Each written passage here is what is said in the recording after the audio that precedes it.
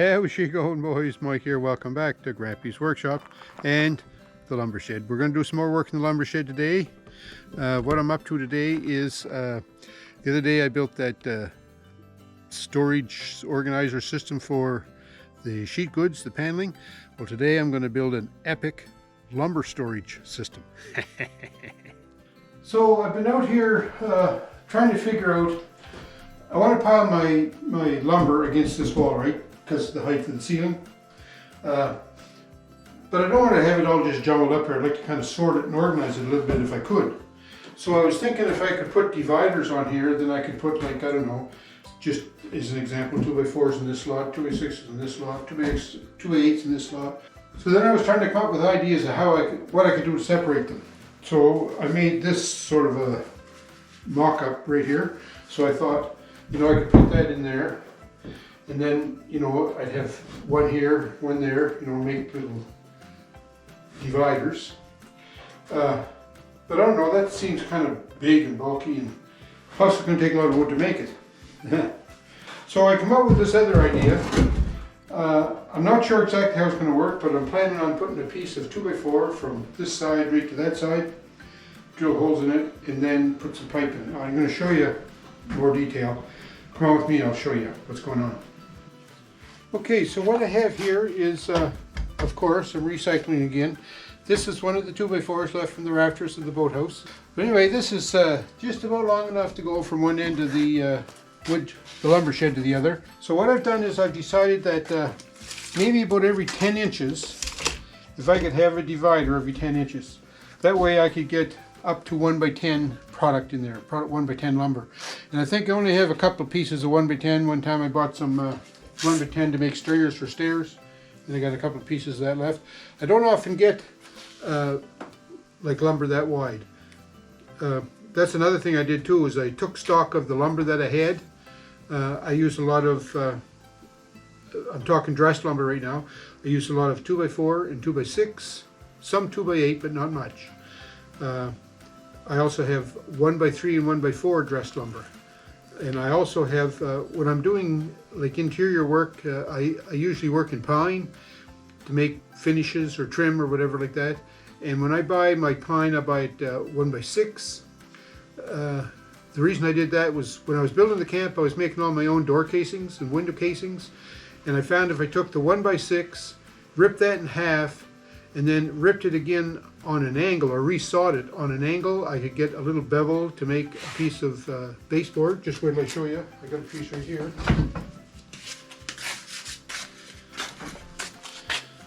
So just to make this little bevel here. So this was made out of a piece of 1x6 pine. So first of all I ripped it in half, then I resawed it on this bevel.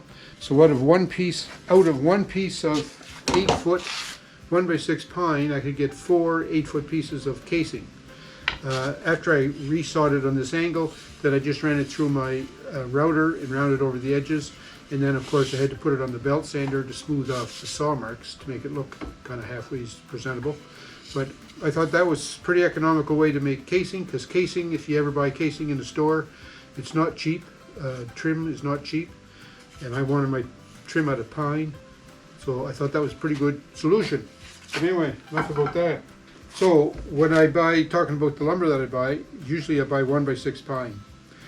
And then for the rough lumber, most rough lumber that I buy is hemlock, and I buy it 1x6, 2x6, or 4x4 or 6x6. So nothing wider than 6 inches, and most of it is 1 or 2 inches in depth or thickness. So having said all that, I thought if I make my dividers here every 10 inches apart, I should be able to get, multiple pieces of lumber in that section. So what I did on this piece of 2x4 was I laid out every 10 inches, I put a mark, and then I used my method for finding the center, because what I want to do is I'm going to use pipe on this. So this project is really turning into a recycling project, which I like that, repurposing it, eh? But I don't know, several years ago we bought for our grandkids then, our grandkids were all small, we bought them, I don't know what you call it, it looked like a half a geodesic dome, and the kids could climb on it, monkey bars I guess you call them, right? Anyway, it's made out of this pipe. But over the years with plowing and whatnot, you see what happened? I bumped into it with the plow. As long as everything was straight and true, the geodesic dome could hold a lot of weight. But once you kink it, then the structure becomes kind of unsafe to climb on. So I didn't want the grandkids climbing on it anymore, or even the great grandkids. So I took it all apart, and anyway, these are the pipe. I got, oh, I'm going to say 100 of these pieces. So I got lots of pipe. So what I'm thinking I'm going to do is, I'm going to drill holes in here. I'm going to set this pipe, maybe cut them 12 inches long, and those will be my dividers. I laid out here every 10 inches, and then I wanted to find the center of the 2x4 because I want my hole to be in the center. So the old trick, you know, where you put your square on here and you center it on something that's divisible by 2, I mean, because I want to divide it in half. So 4 would be 2 inches. So that would make my mark right there. So that would be my center. So I did that all the way down here. So I have my centers all laid out. This pipe is approximately 1 1/8 inches in diameter. So I didn't have a bit 1 1/8, but I do have one of these expansion bits. This bit was meant to put in a brace, but the brace I had, it's broken. So I modified the tang on it here so that it'll fit in my drill. So now you can set this bit to varying widths. It'll cut anything up to, oh, it looks like 1 3/4 diameter, right? So I have it set here for 1 1/8. You just loosen that screw, move the sliding bit back and forth, tighten that screw up. So what I'm going to do then is I set my bit right here, and then as long as I can hold my drill straight, I can drill that out. And we'll just check that with the pipe to make sure that nothing has changed. Yeah, it looks like it's going to fit in there okay.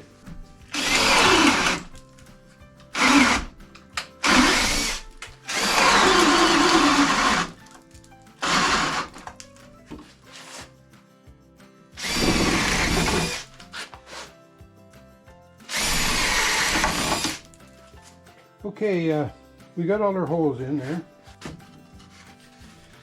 The pipe fits. It's tight, but that's okay. That's what I want, right? I decided I'm going to make my my pipe 14 inches long, and 1.5 inches of that will be lost in the 2x4, so it'll be sticking out 12.5 inches or so.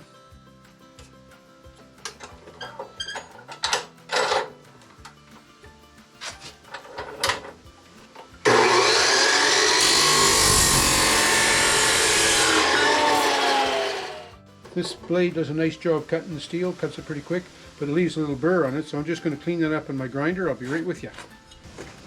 Okay, there's the results of that. Alright, so that should go right in there.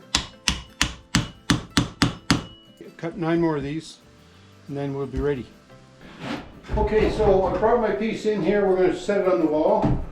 And I didn't have any particular height in mind, but I did have this piece of 1x4 that's, well, it looks like it's about 4 feet tall. I'm going to use that as kind of like a third hand. So I'm going to set this right here. This is on a stud, that's why I'm putting it here. Okay, so now this is going to go on here. I don't want it to be too level or else it'll make the rest of the room look bad, right? Alright, that doesn't look too bad right there. So there's a stud behind this mark, so I'm going to put a screw right here.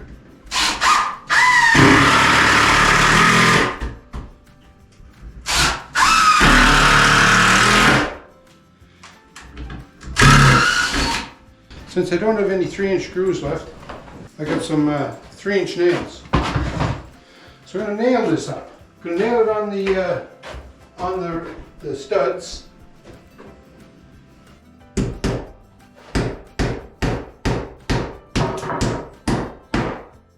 Another stud right here.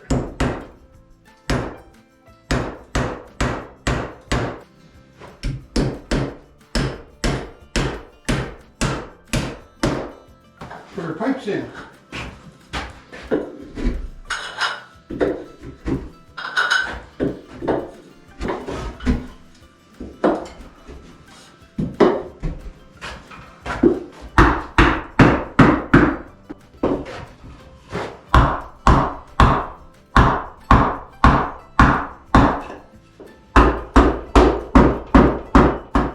You would never know I tried to make them straight, eh?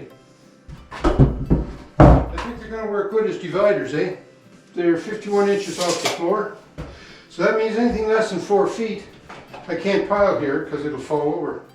But I also was planning on this side of the room to be used for holding pieces 4 feet and less. So I have my bar in here with the pipes on it, and what I'd like to do is put at least a couple more pieces up higher here just to help organize the lumber, right? So I got a piece of 2x4 here, just a short little piece. I drilled a hole in it. I'd like to locate it over this bar, and that bar is right next to a stud. So as long as I can line this up here with this bar, and then I can mark that here. Because I'm going to be storing like at least 8 foot long, I think I'll make this 7 feet off the floor. Somewhere around there is 7 feet. So that looks about right.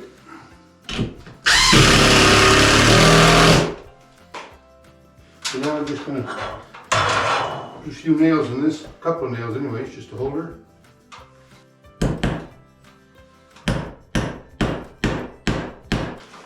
Okay, so now if I put a bar in there, and I've got one on the other side now already, so I've put a bar in there, then that'll just, you know, help organize the wood a little bit better, perhaps.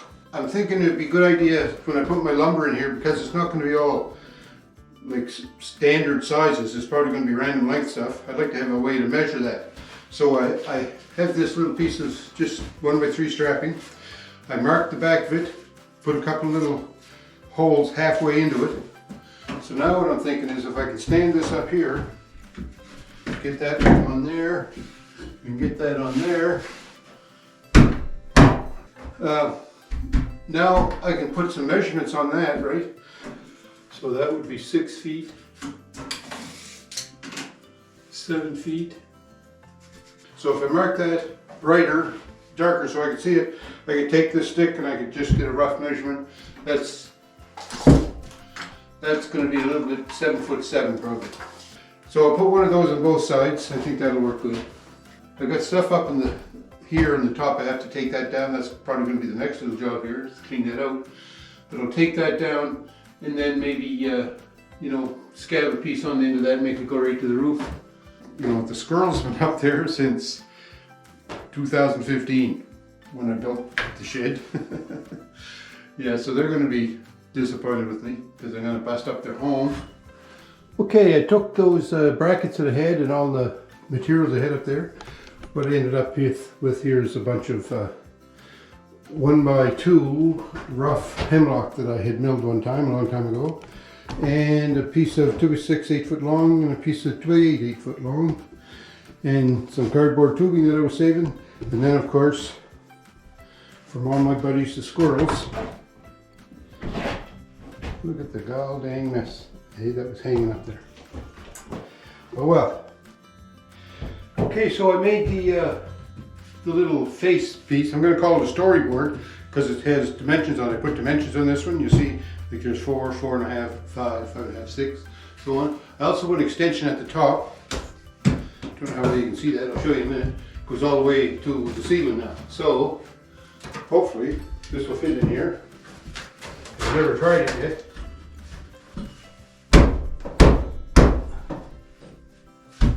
So there it is. It goes all the way up to the ceiling.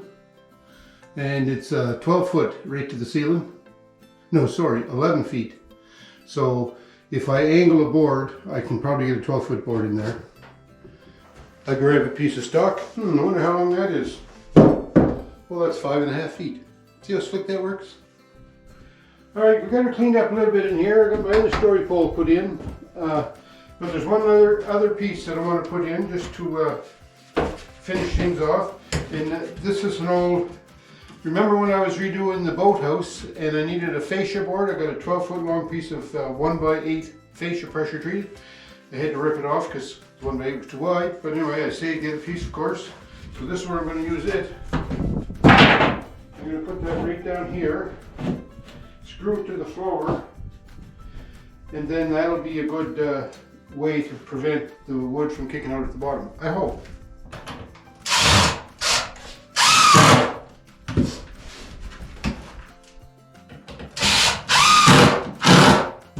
Alright, I brought in some lumber here. I've got some 2x6 pressure treated I got a piece of 2x4 here, I got some 1x4 pressure treated veranda flooring, and they're 8 foot long except for the veranda flooring is 12 foot long. And I had a lot of pieces of the veranda flooring, and when I was piling the veranda flooring in here, I started to realize that I maybe have a possible safety issue, because as you pile the pile, as you put more wood in here, it tends to get more vertical, and there's a chance that it might fall forward. So what I did was, with a little bit of safety in mind, I put a rope up here, just a little rope, 1/4 inch diameter rope, so that it'll catch them when they start to fall forward and prevent them from falling out into the room. I didn't want to secure them to these pipes, because these pipes are just pushed into the 2x4, they're not secured there in any way, so they don't have any holding power, same as these storing boards. They're just pushed into the pipe. So if I were to like fasten a piece of line here, like to the other one, if the wood falls forward, it could just pull them right off the pipe. That wouldn't work very good.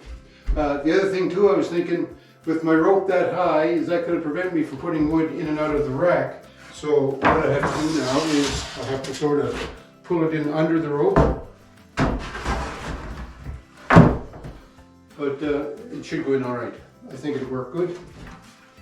So I like it. I like this rack. I think it's going to be nice. It's going to be nice to be able to, you know, I got a little project, what do I need? I need a piece of 2x6. So you come in, well, here's the only 2x6 I have, and it's pressure treated. Well, I don't want to use pressure treated, so I've got to come up with another idea, or use this, or whatever, right? So it's going to be nice to see it. And it's going to be nice to be able to access it quickly. And it's going to be nice because my shop is going to be a lot cleaner, a lot more room in there. I'm looking forward to organizing the shop throughout the winter. Anyway, for now, this is pretty slick. Oh, one other thing. These pipes, I don't like that they're just exposed like that. So I'm going to come up with some kind of an idea, put a little plug in there. I'm not sure what that would be. Maybe get a broom handle or something, jam that in there. I'm not sure. But we'll have to work on that one and see what happens. But for now, I like it. I think it's Grampie's Workshop approved. So there we go, we got the lumber shed finished. Well, it's not finished. It'll never be finished. It never gets finished. Things are never ever finished, because you're always modifying it, right? And one other thing I need to do to that is I need to come up with some method in order to store my cutoffs that are less than 4 feet long, because my shop is just filled with them. They're piled everywhere, and I hate like heck to throw those little pieces out, because they're so valuable for doing little projects here and there.